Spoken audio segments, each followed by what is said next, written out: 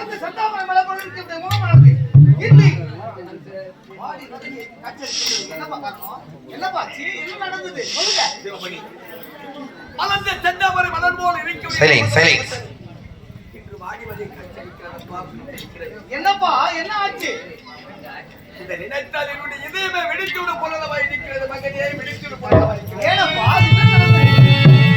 சிவமணி அப்பா வேதனைக்கு தானா நாம் வந்தது அப்பா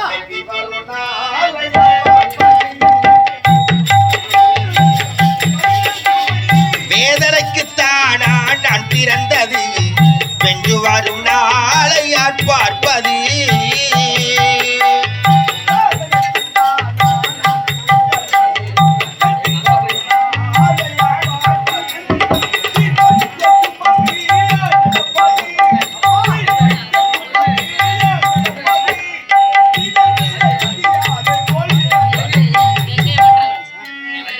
வேதனைக்குத்தானா நான் பிறந்தது வென்று வரும் நாளை பார்ப்பது.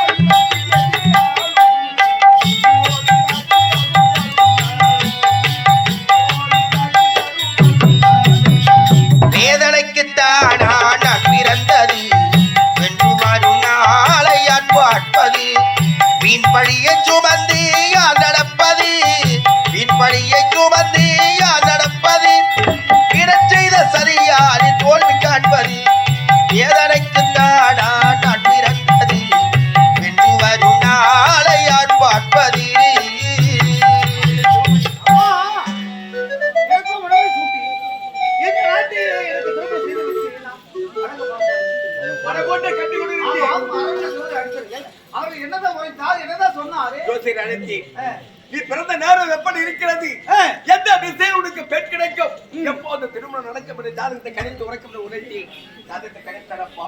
இன்றோ வெள்ளிக்கிழமை வெடிந்தால் சனிக்கிழமை அன்று 8:45 மணிக்கு குளிக்க மரணமற்ற